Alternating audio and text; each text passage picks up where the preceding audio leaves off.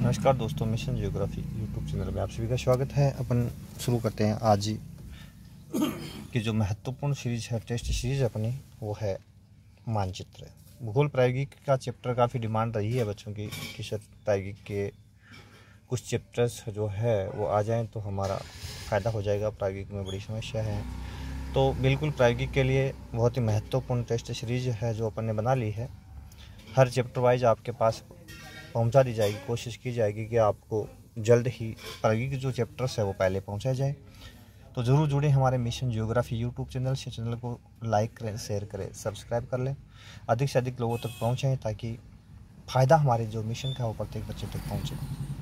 इतना ज़रूर करें कि चैनल को आप फॉरवर्ड अधिक से अधिक करते रहें, अधिक से अधिक लोगों तक शेयर करते रहें ताकि मिशन का फ़ायदा लोगों तक पहुँचे और हमारा भी मनोबल जो है वो बना रहे। ठीक है, शुरू करते हैं आज की टेस्ट सीरीज का। पहला प्रश्न है, मानचित्र मैप्स का संबंध किस भाषा से है? मैप जो शब्द है जिसका अर्थ होता है मानचित्र, ये मैप कहाँ से लिया गया है, किस भाषा से लिया गया है? तो मैप जो शब्द है वो लैटिन भाषा से, इसे लैटिन भाषा से। दूसरा प्रश्न है, निश्चित मापने के अनुसार धरातल के किसी भाग के लक्षणों को समतल सतह पर निरूपण क्या कहलाता है? तो निश्चित मापने के अनुसार यदि किसी टॉप बिंदु में आए तो निश्चित मापने के अनुसार धरातल के किसी भाग के लक्षणों को समतल सतह पर निरूपण क्या कहलाता है? मानचित्र कहलाता है। ये डेफिनेशन किसकी है? मॉकहाउस, इरविन, डडले, स्टाम्प, कोई नहीं। तो इसमें सही ऑप्शन है मॉकहाउस की है। किसकी? मॉकहाउस की। अगला प्रश्न है, मानचित्र धरातल के आलेखी निरूपण होते हैं, यह कथन किसका है? यदि आलेखी निरूपण की बात आती है तो यह कथन फिंच, ट्रिवार था, ये दोनों या कोई नहीं। तो इसमें फिंच और ट्रिवार था, दोनों ऑप्शन सही है। ठीक है ना। फिंच तथा ट्रिवार था का जो एक्सप्लेन है वो मानचित्र धरातल के आलेखी निरूपण के रूप में है। अपनी प्राथमिक संकल्पना में कोई मानचित्र धरातल के प्रतिरूप का ऊपर की ओर से देखा गया रूढ़ चित्र होता है जिसमें पहचान के लिए अक्सर लेखन कर दिया जाता है। तो ये परिभाषा किसकी है? तो इरविन रेंज, डडले, स्टाम्प, मॉकहाउस। तो ये किसकी है? इरविन रेंज की है। ठीक है ना। इसमें ऊपर से देखा गया धरातल का जो रूढ़ चित्र बनाया जाता है, ऊपर से देखा जाता है, उसके अनुरूप बनाया जाता है। तो ये बात डडले स्टाम्प ने, सॉरी, इरविन रेंज ने कही थी। ठीक है ना। इसमें ये आ जाएगा इरविन रेंज। अगला है, बिना मापनी प्रयोग किए गए मानचित्र कहलाते हैं। तो रेखा मानचित्र, सररेखा मानचित्र, रूढ़ मानचित्र, ये सभी तो ये रेखा मानचित्र कहलाते हैं। ठीक है ना। मानचित्र वर्गीकरण का मुख्य आधार कितना है, यानी कितने आधारों पर इसको मानचित्र जो है उसको बांटा जाता है? तो इसके जो मुख्य आधार है वो 4, 3, 2, 1। तो सही ऑप्शन है इसमें 4 आधारों पर वर्गीकरण इसका किया जाता है, यानी मापने के आधार पर, स्थलाकृतिक लक्षणों के आधार पर 4 आधार इसके थे ना। एक तो हो गया मापने,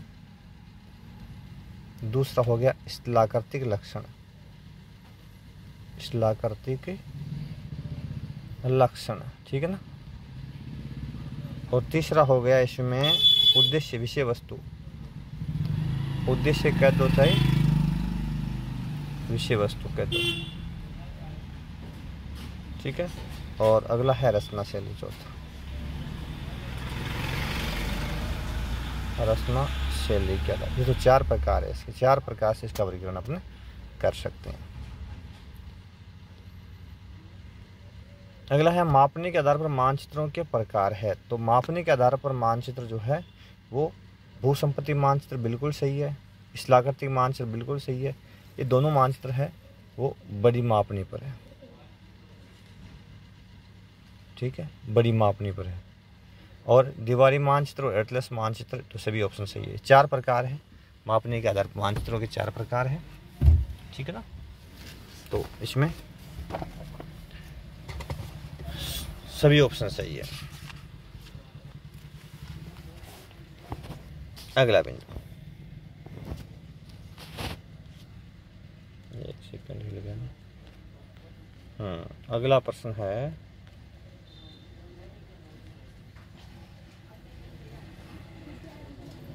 स्थलाकृतिक लक्षणों के आधार पर मानचित्रों के प्रकार है। स्थलाकृतिक लक्षणों के आधार पर इनके दो प्रकार हैं, उच्चतादर्शी और प्लेनिमेट्री। ठीक है ना, उच्चतादर्शी और प्लेनिमेट्री। उच्चतादर्शी जो है ना, इसमें धरातल के उच्चावच दिखाए जाते हैं। उच्चतादर्शी में धरातल के उच्चावच दिखाए जाते हैं, उच्चावच दिखाए जाते हैं। और प्लेनिमेट्री जो होती है ना, इसमें उच्चावच नहीं है, ये भौतिक नहीं होता, इसमें सांस्कृतिक दृश्य दिखाए जाते हैं, सांस्कृतिक लक्षण दिखाए जाते हैं। ठीक है ना, तो ये दोनों प्रकार से इसमें रचना शैली के अनुसार मानचित्रों के प्रकार है गुणात्मक और मात्रात्मक, दोनों सही है, दोनों ऑप्शन है। रचना शैली के आधार पर गुणात्मक और मात्रात्मक दोनों बिंदु सही है इसमें। भू संपत्ति कैडेस्टर शब्द किस भाषा से बना हुआ है? यानी भू संपत्ति अंग्रेजी अनुवाद है किसका? कैडेस्ट्रे का। और कैडेस्ट्रे शब्द जो है, इससे भू संपत्ति शब्द बना है। कैडेस्टर शब्द का अर्थ है कैडेस्ट्रियल भू संपत्ति। कैडेस्टर शब्द का अर्थ है, यानी ये लिया कहाँ से गया है ना, तो ये कहाँ से यहाँ पूछा है, भू संपत्ति शब्द किस भाषा से लिया गया है, तो फ्रांसीसी, अंग्रेजी, अरबी, तो ये सही ऑप्शन है इसमें, ये फ्रांसीसी भाषा का है। कैडेस्ट्रे शब्द किस भाषा का है? फ्रांसीसी भाषा का है।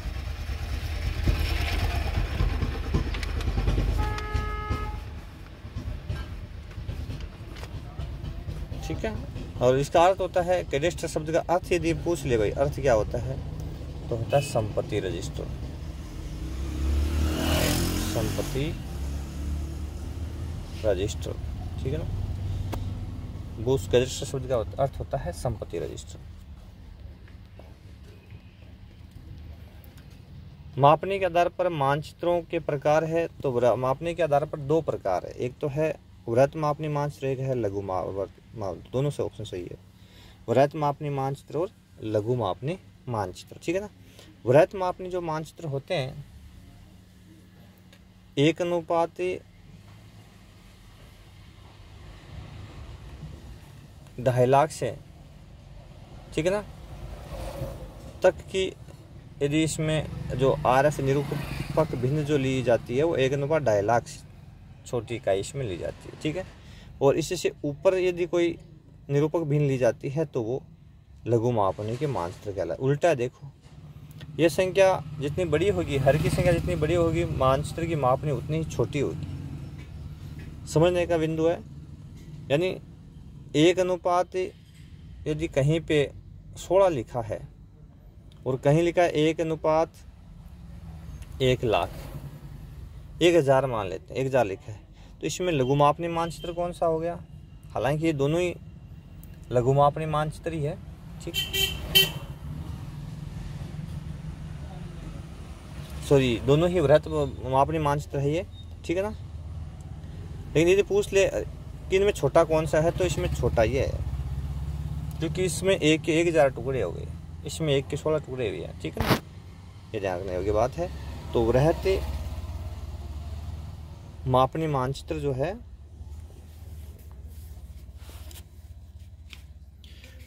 और लघु मापनी मानचित्र, दो प्रकार के मानचित्र होते हैं। ठीक है,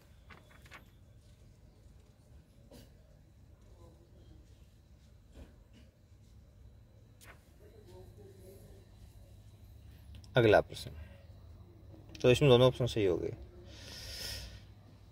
1/4 इंच शीट का अभिप्राय, ये प्रश्न पूछा गया था, एक एग्जाम में पूछा गया था, शायद नेट का था वो, उसमें पूछा गया था 1/4 इंच शीट का अभिप्राय क्या है। तो यदि ऐसा लिखाता है 1/4 इंच शीट, तो इससे अभिप्राय क्या है, तो 1 इंच बराबर 4 मील। ठीक है ना, तो यहाँ इसमें अपन बड़ी इकाई लेंगे, इंच आ गया ना, तो इधर वाली बड़ी इकाई मील है इसमें। ठीक है ना, तो बड़ी इकाई लेंगे तो 1 इंच बराबर है 4 मील, 1 इंच बराबर है 4 मील लेंगे। ठीक है ना, तो ये पहला ऑप्शन सही हो जाएगा।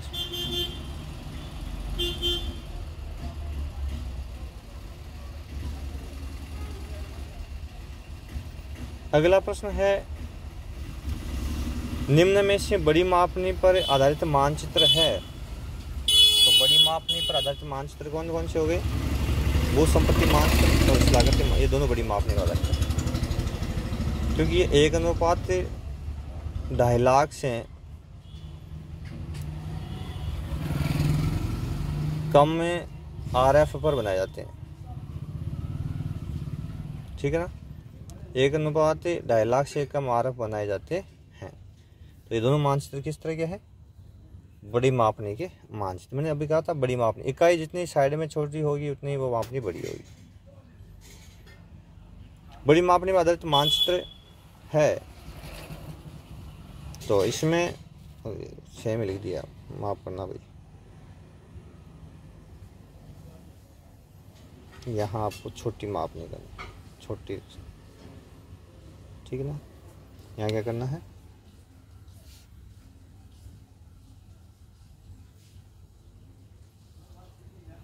छोटी करना है, यानी उसकी बजाय छोटी है। दीवारी और एटलस मानचित्र ना, ये छोटी मापनी पर आधारित होते हैं, क्योंकि ये तो बनता है दीवारी जो मानचित्र है ना 1:15 लाख पर बनता है। ठीक है, और 1:25 लाख तक बनता है, तो ये छोटी मापनी है। ठीक है ना। और ये वाला जो है ना अपना एटलस मानचित्र है, एटलस मानचित्र अलग अलग मापनियों पर बनाए जाते हैं। यदि अपने विश्व का देखें, ठीक है ना,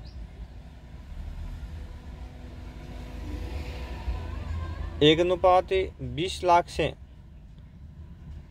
छोटी मापनी पर ही बनते हैं। ये 1:20 लाख से छोटी मापनी पर ही बनते हैं। ठीक है, अब देखो इसमें जो विश्व का बनता है ना, विश्व का मानचित्र, विश्व मानचित्र जो ऑक्सफोर्ड बनाता है, जो ऑक्सफोर्ड बनाता है विश्व मानचित्र, वो विश्व मानचित्र 1:110 मिलियन पर बनता है। 110 मिलियन पर बनता है। ठीक है ना। इसमें यदि महाद्वीप का मानचित्र बनाया जाता है ना, महाद्वीपों का, गौर से देखना तो 1:16, 1:32 मिलियन की पर बनता है, मिलियन। ठीक है ना, 1:16 और 1:32 कौन सा? महाद्वीपों का मानचित्र। ठीक है। फिर यदि अपन देखें कि जो ऑक्सफोर्ड बनाता है, ऑक्सफोर्ड जो मानचित्र बनाता है, एक सेकंड, इसमें यदि अपन भारत का देखेंगे ना, भारत का मानचित्र ऑक्सफोर्ड से जारी होता है वो, तो वो 1:10 मिलियन पर बनता है, 1:10 मिलियन। ठीक है ना। ठीक इसी प्रकार से यदि यूरोप महाद्वीप का बनाए, कई भाग ले लें उसका, तो 1:2 मिलियन। जितना छोटा होगा मापनी उतनी बड़ी होगी। ठीक है ना। और 1:2 मिलियन से 1:8 मिलियन तक हो जाता है। इस प्रकार से ये जो मानचित्र है वो बनाए जाते हैं।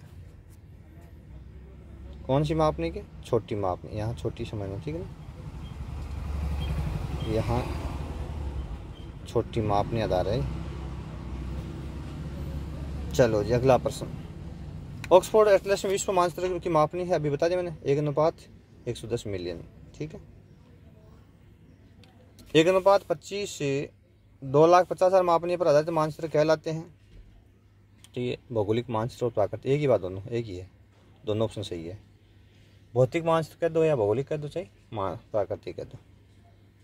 ठीक है ना, इनको भौतिक भी कहते हैं। भौतिक में क्या आता है पता है क्या भाई? भौतिक में आता है जैसे पर्वत को दिखाना है, पठार दिखाना है, स्थलाकृतियाँ दिखाते हैं ना दरअसल की, वो सारी आ जाती है इसमें। स्थलाकृतिक स्वरूप दिखाए जाते हैं। इनमें से भौतिक मानचित्र नहीं है तो खगोलीय, गृह नक्षत्र बात है, भौतिक है। भूकंपीय भौतिक है क्योंकि भौतिक की क्रिया है। उच्चावस्थादर्शी बिल्कुल भौतिक है। बस्ती ये नहीं है। बस्ती तो आवास हो गया ना, सांस्कृतिक हो गया। ये तो कौन सा हो गया? बस्ती कौन सा हो गया, संस्कृति हो गया, इसलिए ये कौन सा नहीं है, भौतिक नहीं है, ठीक है ना। तो फिर भौतिक में और कौन कौन से आते हैं भौतिक मानचित्रों में, तो भूकंप आ गया, एक आ गया समदिक्पाती, समय दिक्पाती मानचित्र, ठीक है ना। एक भूवैज्ञानिक यानी भूमि के संबंधित भूगर्भ संबंधी जानकारी भूवैज्ञानिक, ऊंचाई गया, जलवायु और मौसम इसी में है, किस में, भौतिक मानचित्र में ही है। वनस्पति, मृदा, वनस्पति सभी भौतिक ही है ना, ये सारे अफवाह है, तो ये सारे के सारे भौतिक मानचित्र है ना, समदिक्पाती, वैज्ञानिक, जलवायु, मौसम, मृदा, वनस्पति, अफवाह है, ठीक है। और भी है महासागरीय मानचित्र, महासागरीय मानचित्र ये भौतिक ही है,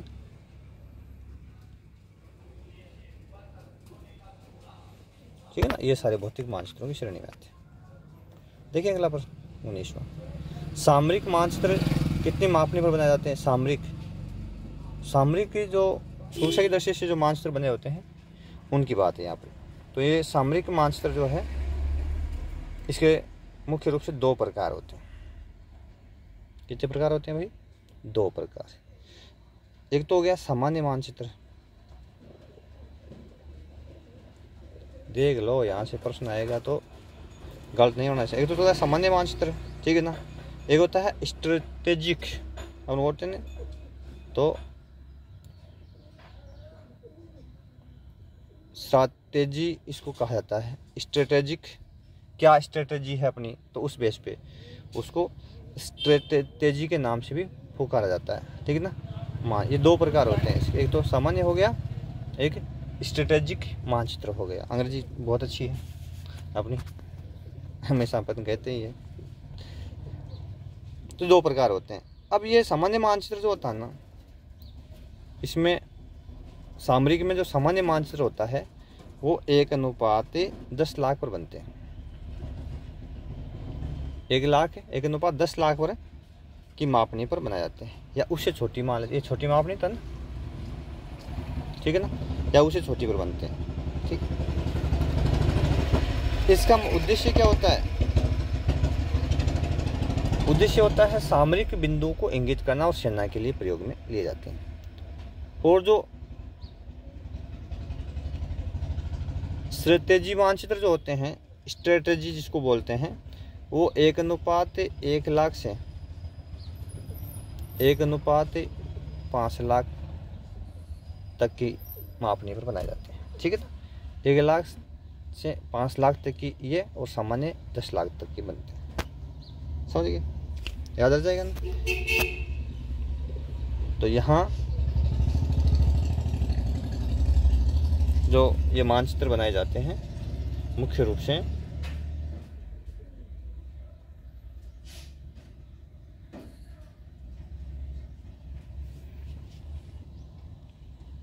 ऑप्शन कौन सा सही हो गया, ये सामरिक मानचित्र 1:5 लाख से बड़ी माप, ठीक है ना।